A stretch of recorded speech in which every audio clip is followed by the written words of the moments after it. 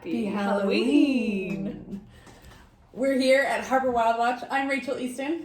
I'm Stina Troyer. And we thought we'd give you a little bit of a good sciencey lesson about the spooky skulls that we have in our collection here. We have a variety of skulls from all over the world. Some of them are replicas, meaning that they are plastic and designed to mimic and show off real life. Some of them are real skulls that we have acquired, most of them on loan from Noah. And I'm gonna do something fun. We're actually We're gonna test. Yeah, we're gonna test Rachel. So I'm gonna randomly grab these skulls. We're gonna blindfold Rachel, and she's gonna use her senses, not her sense of sight, to try and figure out the mystery identity of our spooky skulls. So I'm ready. I cannot see a thing. Yeah, I guess we should test her. I have a little bit of an advantage here because I do know a significant amount about skulls. Like I know what species we have in our collection, and this is a lesson that I teach to kids about how to read a skull, but normally it's things that you're looking at, not just things that you're feeling. So I'm gonna try to feel my way through a skull. So whenever you're ready, Stina, go ahead and grab me one. And why don't you put it in my hand so that I... Perfect. It's a small one, so I'm just gonna put it in one hand. All right. Oh, this is an easy one.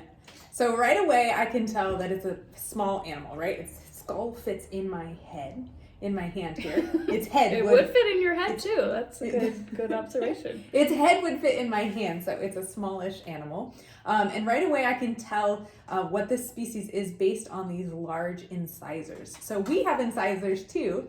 I like to think of those as like your apple-eating teeth, right? They're the kind of chiseled teeth. And this animal has very, very strong and ever-growing teeth. They're going to grow throughout the animal's entire life, which is really amazing. If I keep feeling, I can feel the animal has really small little eye sockets and not that huge of a brain case, so not a terribly, not a hugely intelligent animal. But the teeth is my dead giveaway that this is a beaver, right? Good job. All right, I'm going to give it back to you. Excellent. Okay, what's next? All right, our next skull, right or left? Left. Okay. Oh, this is a tricky one. I'm trying to stump her here. This isn't one we normally play with. So No, we're really putting Rachel to the test here. I was expecting teeth and brain case, and that's really not present in this animal. What I have my guess. I think this is the snapping turtle. She got it! And I have to guess that because of just the shape of the beak and the texture of it too. It's kind of got this bumpy texture. Well done. This is exciting. Okay. We've never done this before. I'm impressed so far because I thought we were gonna stump her, but I want to be stumped. Oh, I know what this is already. How? Okay, well, I can feel the teeth. And the teeth are peg-like teeth. They're all am I showing this to the camera right? You are, yes, you're good. If I need to move. I'm trying to find skulls back here to stump you, but yes, you're doing a great job. Okay, so these are triangular teeth, which tell me this is a fish-eating mammal. So it's eating very slippery foods, and so having those teeth is really important. It also has a set of canine teeth right here. An okay-sized nose hole or nasal passage, so it does have a sense of smell. Kind of an elongated skull with a little bit of a crest on the top. I'm going to guess that this has got to be the sea lion or a harbor seal. I don't know if I can tell the difference between the two. I would guess female sea lion. That's my guess for this one. Not actually entirely. I think it is a sea lion. I'm going to peek into it. Yeah, this is a female sea lion. Nicely done. Okay, but give me another one because this is fun. Yeah, I'm just gonna keep going. This is fun for me. Hold on, I can see. Hold on. Okay, I can't have that one anymore. Well, I didn't see you. I could just see. I could see my cheekbones. Oh, perfect. Okay. I think this one's gonna be easy for her. This is an easy one based on the teeth alone. So I picked up the skull and I feel these teeth. These are herbivore teeth. They grow continuously, so this is an animal that's going to be eating tough foods like grasses and leaves and shrubs and bark and that sort of thing.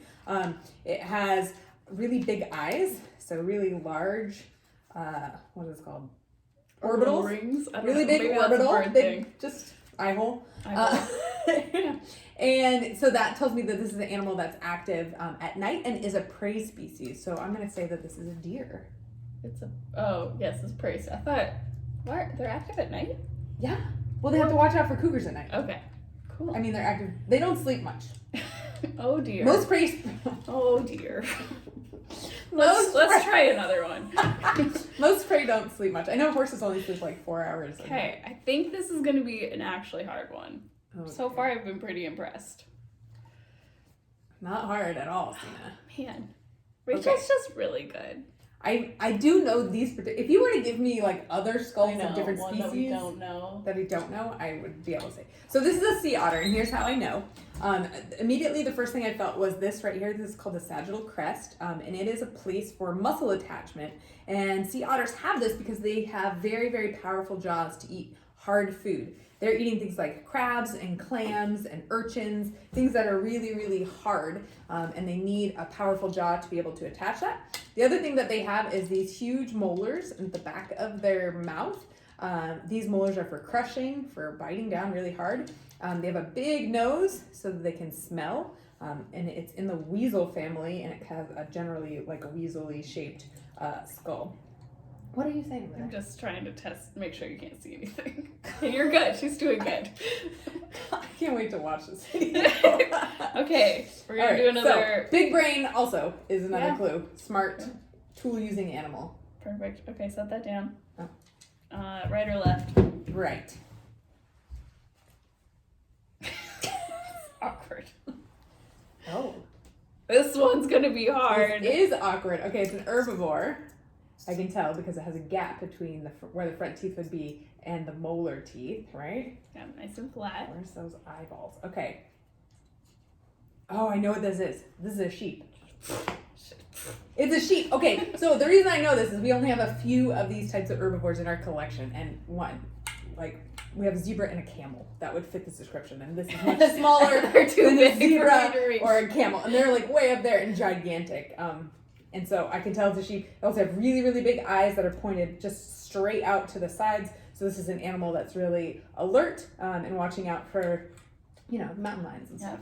Eyes in front, likes to hunt. Yes. Eyes on the side, likes to hide. This one likes to hide. It also has a pretty reinforced skull as well. So this flat part right here is for, ramming. Brilliant. All right. Okay, we're gonna do one more. Right. Last skull. Okay, here it is, folks. Can she get it? Oh, I know what this is. This is a bird skull, and one I can tell because it's got a beak and no teeth, right? And it's long and very, very pointy, which is pretty much an indicator of a fish catching beak. This is one of my favorite birds to watch. This is a great blue heron. And it has these kind of big eyes that are held in place with this weird ring. Mammals generally don't have to have a ring holding their eyeball in, but birds do because their eyes are often really large. And then really small kind of brain case up at the top.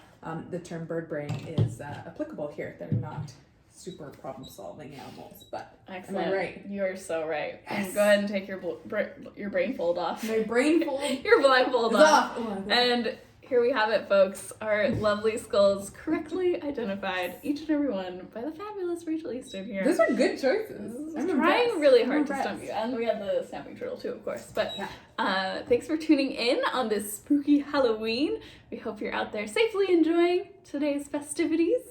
And I don't know, anything else, Rachel? Learn, have fun. If you enjoyed these videos from Harper Wildlife, if you want us to help continue to bring fun and engaging environmental content, always you can make a donation to through our website. So harborwildwatch.org is where to make that donation. And you, of course, if you're not able to make a financial contribution, you're welcome to just share and like and spread the word about Harbor Wild Watch.